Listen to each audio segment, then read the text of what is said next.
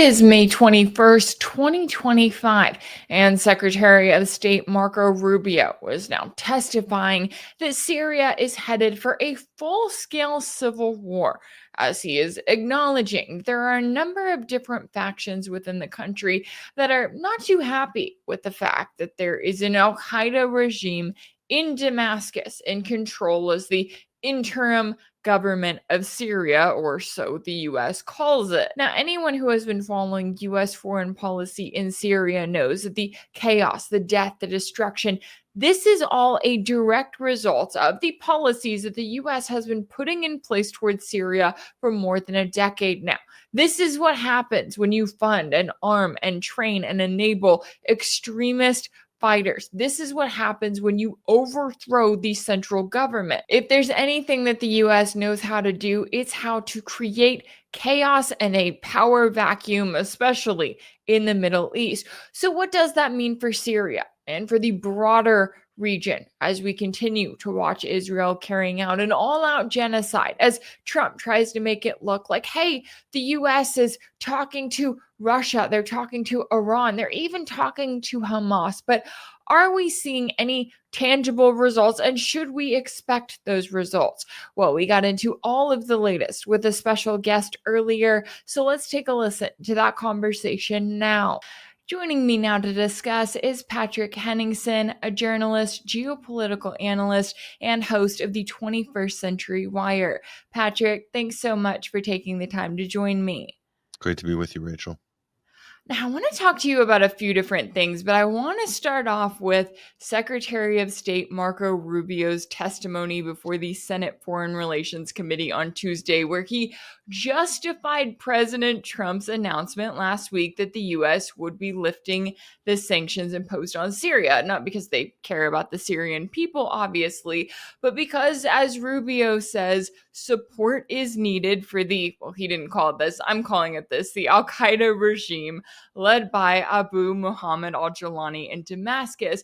Rubio warned that Syria could be weeks away from potential collapse and a full-scale civil war of epic proportions. So how do you view his statement, and what does it tell us about the situation in Syria? Well, first of all, what Rubio said, actually, it's pretty much halfway towards a flip-flop on the announcement, Trump's announcement of sanctions, which he did to great fanfare in Saudi Arabia. So Rubio's come in there and done what, and this, listen, we see a lot of this with the Trump administration. There's a lot of media grandstanding, social media sound biting, telegraphing policy. Everybody wants to be regarded as a sage, so they tend to telegraph the administration's policies, strategies, or tactics in order to look like wiser down the road. And Rubio has basically done that. Huge mistake. But as he said, that they're weeks or months away from a full-blown civil war in Syria. Now, we were saying that as soon as Damascus fell back in December, simply because it was very clear that Julani didn't have control of the country. So, like, you have to understand, in Syria, there's like over 100 armed factions, over 100 armed factions, and based on the sources that I've been speaking to, and I've been doing that publicly, by the way, on my programs and in interviews on X Spaces, they said that Julani only has control of one third of anything between 100 and 120 armed groups in the country. So he doesn't even have control of the country. So you add to that the friction between the Kurdish SDF factions, plus against the Turkish forces, plus against the HTS Al-Qaeda forces, plus the fact that the United States is still occupying 25% roughly of Syria, although not doing it in concert with the Kurdish forces per se. So I can't tell you how tight their alliance is. Not like it was in 2017 when Trump put boots on the ground. Trump put boots on the ground in Syria in his first term. He started a new war in his first term, effectively. So there you have that. Plus, you have ISIS is being released. Trump gave the green light to Julani to take over the ISIS prisons in northeastern Syria. 9,000 hardcore ISIS fighters. Where are they going to go? They're going to magically Is it going to be a jailbreak again, like in 2014? You remember that? The jihadi Mhm. jailbreak? Magically, 3 different prisons emptied out ISIS fighters. Lo and behold, ISIS invaded Iraq and Syria. So whatever the case is, and what I've been saying last couple of weeks is that that's going to guarantee U.S. stay in Syria. That's going to guarantee they stay. They have an excuse to stay, which is to fight ISIS and to secure the oil fields, the gas fields, etc., the water supply, the major dam structures that lead up the main river to Turkey.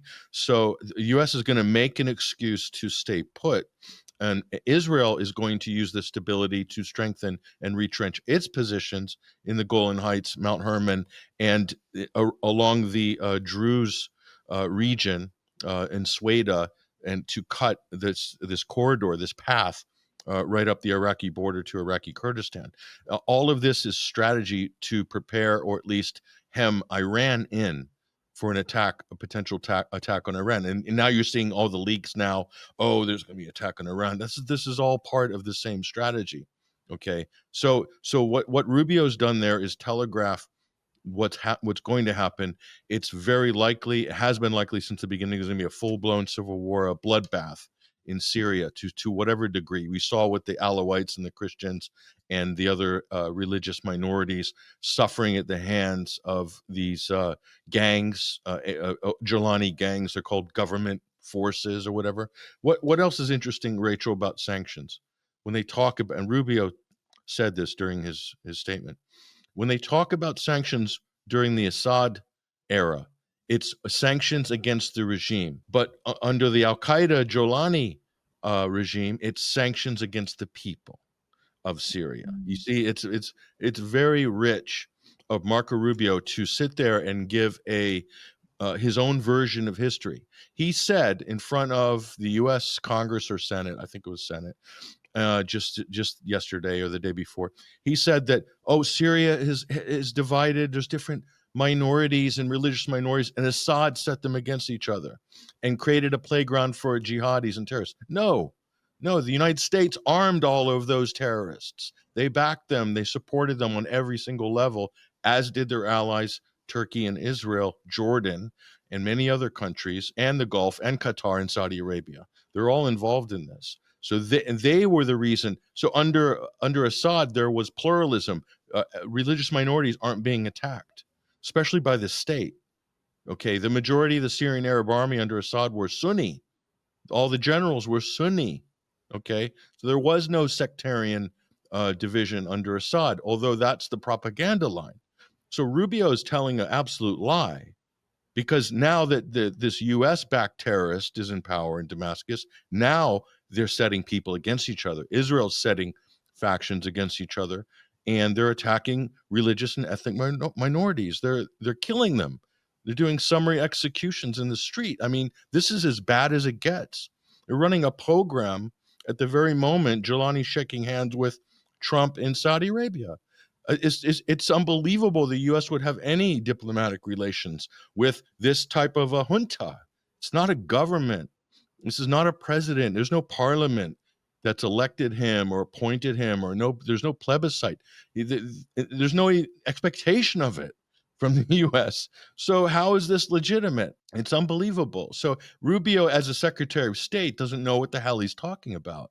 He really is just basically winging it to sound intelligent in front of the U.S. press and the government. The reality is Marco Rubio doesn't know what the hell he's talking about. He hasn't the faintest clue what we're talking about today.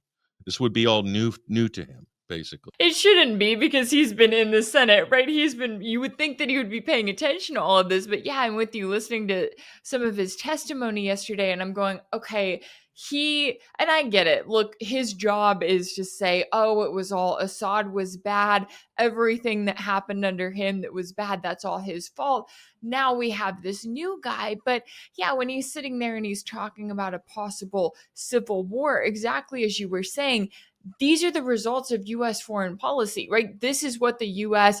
has been sowing into Syria for over a decade now. That has been their goal, is for there to be this sectarian violence, for it to, get to the point where it blows up. And then the US says, oh, we have to get more and more involved in the country. And as you also noted there, I've been kind of watching some of these reports. I know CNN had the latest one saying that, oh, the US has obtained new intelligence suggesting that Israel is making preparations to strike Iranian nuclear facilities, even as the Trump administration has been pursuing a diplomatic deal with Tehran. It just doesn't make sense, except that it does when you look at the way that the US does things. So, what are your concerns for the region when it comes to the US? Right now, we're seeing Trump try to make it look like, oh, there's a break between Trump and Netanyahu. Israel is completely doing things on their own.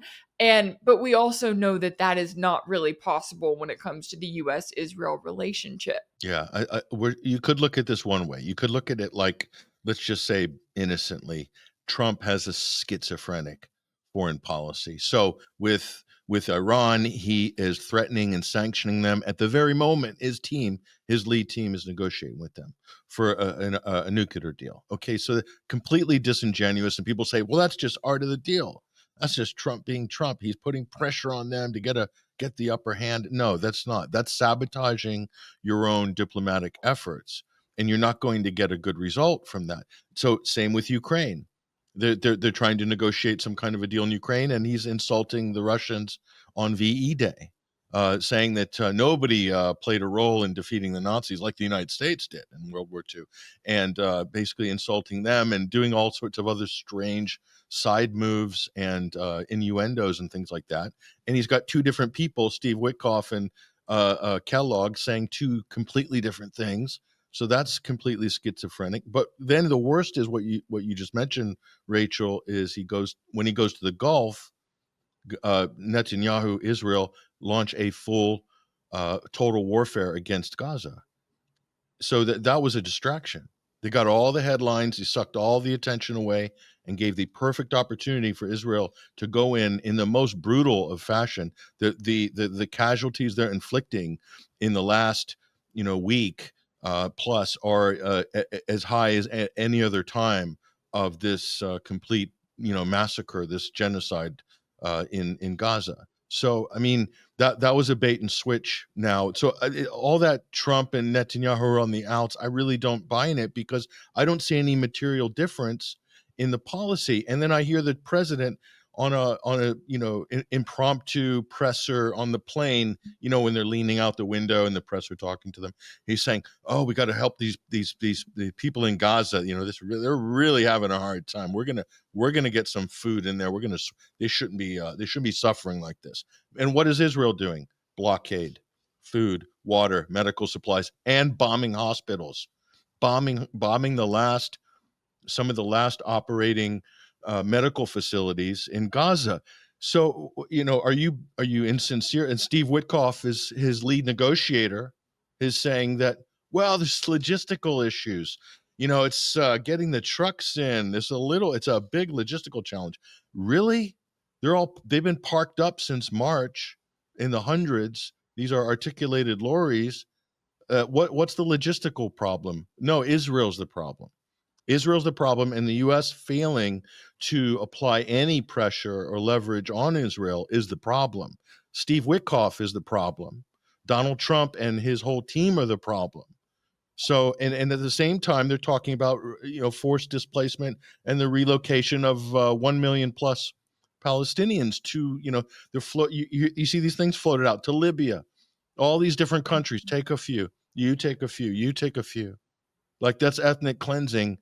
It's a war crime. It's against every principle of every international law or treaty of the modern era, and that's exactly what they're pushing. And then playing like they're supposedly trying to create a peaceful situation. So I don't see any. I think it's positive that the U.S. is talking to Russia, that they're talking to the Iranians, and that they have made an effort to talk to Hamas. Okay. That's positive. But what they did with Hamas was terrible. What they did was Eden Alexander, this American IDF soldier. So as soon as they're an IDF soldier and they're caught, they're American. So he was released, and the terms of that release were that they would lift the blockade and allow some food and supplies and water. And Witkoff agreed. His team agreed. And then the release of the soldier, everybody took a victory lap. Trump, Witkoff, Netanyahu took a victory lap off the back of that. And what do? They let nothing in. They lied to them. They pulled a bait and switch in order to get the headlines and the W, but nothing for the Palestinians. How is that going to look in negotiations? Future Israeli Palestine negotiations? How are the Iranians going to view that? How are the Russians looking at that? It's not a good look. So I really don't have a lot of confidence. I see a lot of talk, a lot of tweets and truths on social media. I see announcements of phone calls that are big, beautiful phone calls. Where are the results? Where's the show me how it's materially different on the ground or in policy actions. All talk, no actions. It's over 100 days now, 4 months into the administration. And how much better are we on any of these theaters than we were before? Like I said, Rachel, I'm happy they're talking, but we expected more. Yeah. Oh, absolutely. And I am with you when it comes to this kind of back and forth. It's interesting that we see it in so many different places. And beyond that, it's like, hey, we are the United States, right? If Trump wants to be the president of the United States, if he wants to be even America first in the way that he's carrying out these dealings, that he needs to either decide we're not doing this in terms of, support for the Ukraine war, support for an all-out genocide, that sort of thing, or he needs to get to the point where Netanyahu is actually listening to him. But instead, he's playing this game of, oh, Netanyahu and I are on the outs. Obviously, he's not saying that. But like you were saying, when he's talking about the Palestinians and he's like, oh, yeah, we've got to get them some food, he's making it sound like it is so much less of a disaster than it actually is, when in reality, you have hundreds of thousands of Palestinians on the brink of famine. And you have Israel openly. I mean, their genocidal intent has been very public this entire time. But I mean, this week, when you have Smotrich coming out and saying that Israel is only allowing in a small, like the smallest amount of aid so that they can continue the bombing with the aim of driving the Palestinians off of their land altogether.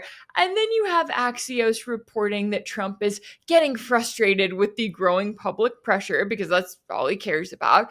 And he's ready for Israel to, quote unquote, wrap it up there, as if, just get the genocide over with. They were supposed to have it done by the time Trump came in office. Clearly that didn't happen. Now he's having to deal with it. How do you see the Trump administration's handling of Israel as a whole and this genocide? Because even though they may want to put it out there as, oh, we're just going to clean up the Gaza Strip and send all these Palestinians off to other country, like, that is not something that you can do easily. And it's not something that comes without mass murder, as we're seeing already happening right now. Not only does it come with all that what you just said, it basically guarantees that there's going to be acrimony for the next 4, 5, 6 generations of Palestinians and Arabs against Israel, the U.S., and anybody else who allied with them, because that's like what's at stake. So Smolchurch and these other sort of genocidal freaks that I'm being pretty generous. You could call them other things, but historically, these are the worst of the worst. These are the people. Like, these are in the pantheon of bad guys. Like Netanyahu, all these Smolchurch, all these people are the worst of the worst. Like rabid, violent ethno-nationalists that are genocidal. I mean, what was the Genocide Convention drafted for? It was to prevent this and people like this, so that the world powers could get together and somehow, under international law, come together to try to apply pressure or to create blockades to prevent these types of things from happening. The danger is that by Trump attacking the International Criminal Court, for example, they sanctioning the ICC, getting Kareem Khan deplatformed and debanked, having his email account put through Microsoft. I don't know how they did it, but and then threatening staff that they can't enter the United States. Non-American ICC staff. So if you want to do depositions and basic legal stuff for your job with the UN, they're preventing them from doing that. So this is the sort of treatment that they applied on Russia, that on investigators from Ukraine during the Obama administration or the first Trump administration. They sanctioned everybody, so they couldn't come to the U.S. to present evidence of like Biden's corruption or Ukrainian government corruption. They're doing the same thing here. They're attacking the international legal system. And international law itself is only as good as these institutions can function. Okay, I'm a big critic of the International Criminal Court, always have been, especially since they issued that completely fabricated case against Vladimir Putin and one of Russia's top officials for kidnapping thousands of children from Ukraine. I mean, it was just, the story has been so thoroughly debunked. So the United States never did anything. Russia never attacked the ICC. They just ignored it because they're not a signatory to the Rome Statute. But the U.S. was totally behind that case. Lindsey Graham was cheerleading that indictment of Putin by the ICC, and that prevents Putin from going to the BRICS summit in South Africa or traveling to a country that is a signatory. So now you have the shoe on the foot with Israel. Exact same situation. What's the U.S. reaction? Attack the ICC, declare war on the ICC. They're also pressuring the international courts of justice. When that will be the next one. Are they going to sanction the ICJ? That's the UN's global court. I mean, where's the U.S. going with any of this? Why? To protect what is effectively, by international consensus, is a war criminal of the highest order. And the Israeli government itself is guilty of untold war crimes at this point. And now what they're doing, Rachel, is they're trying to create that they believe, the hard right in Israel believes that they're so close that this is a fait accompli. They'll create such conditions in Gaza. They'll push the remaining population to a very small space in southern Gaza. Then they'll make the case to the after they've bombed them and killed them and made them homeless and destroyed all of their amenities and infrastructure. They'll then make the case to the international community. Well, this is what Trump said. Nobody should live like this. Look how terrible it is in Gaza. Oh, what a shame. Oh, it's such a shame what's happened to Gaza. I mean, these people deserve better, says Trump. Like Trump in the United States had nothing to do with getting it to that point. I mean, that's like after you basically beat somebody to a bloody pulp in an alleyway, and you're standing over him saying, "Oh my gosh, look at the state of you. Somebody needs to take care of you and clean you up." It's just insane. But they believe they're in the final mile. This is what the Israeli society is so. They are so heavily invested in this horrific series of events, and they feel like their only way out is to just basically get rid of the Palestinians. And the United States and some other countries are right there behind them, willing to make sure that happens. Now you're starting to see some dissent. I don't know if you noticed, Rachel, but it's like the memo's gone out. It's okay to say the word genocide, right? And so that's interesting. And some European leaders, Canadian leaders, and maybe a few in the U.S., maybe, I'm not sure, but the British, David Lammy, Keir Starmer, we can't we might not be able to do a trade deal with Israel. So you're starting to see the narrative change. But is it too much too late? Or is this just to save face? So all these people that were a party to this, there were accessories to it, can somehow say at this point, well, we tried, but Israel's just unmanageable. Like that. What's going on here? I don't see the international community coming together and sanctioning Israel, and it wouldn't work unless the U.S. did it. But I don't actually see that happening. I don't know if I don't mean to throw a question back at you, but I don't know if you've noticed this or not. Yeah, it's interesting because I was actually thinking about the fact that the U.S. I guess, has not been on board with that. It has been interesting to see it from the UK and I know Canada and Germany, and you have this kind of movement. And when as I'm watching it, I do feel like it's more to save face, right? Because we're not seeing any tangible actions in terms of sanctions, at least yet. I know that they're throwing out sanctions to various West Bank settlers and that sort of thing. But when it comes to stopping a genocide, right? If you are in power, if you are the UK, even though you're not the US, you're not the main enabler of this genocide, I would still think that they would be doing more, right? That they would be doing more to really say, hey, we are not involved in this. This needs to stop. Instead, yeah, you're getting a little bit more action in terms of, oh, we're going to cut off free trade talks. But yeah, as I'm watching this play out, I'm going, okay, Israel is carrying out some of its worst massacres yet. All of this is being live streamed to the world, right? Every time that I get on X, there are just horrific photos and videos that are recent. It's not even like they're going back months and saying, oh, this happened a while ago. No, this is what Israel did this week. And it still continues to be this kind of song and dance of, oh, we'll come out and condemn it to a certain extent, or what Trump is doing, right? He's coming out and being like, oh, we feel so sorry for the Palestinians, but we're not seeing a lot of tangible action. And when it comes to what I guess we are seeing from the international community, I mean, how do you see kind of the role that Trump is playing? And it almost seems like there's a little bit of a delay to make him the next genocide Joe. Like, I feel like with Biden, it was like people were on it and they saw how bad it was. It feels like there's been a little bit of people becoming a bit apathetic, and I don't know if that's just because this has gone on for so long, or even with, like we were talking about, the fall of Assad in Syria, the assassination of Nasrallah in Lebanon, and kind of that place where people look at this and they go, okay, I don't feel like I can do anything. The axis of resistance has been targeted in a number of ways and weakened in a number of ways. How do you see kind of the public response to what is still an ongoing genocide? Yeah, I think the one potential X factor is that Netanyahu's health is not great.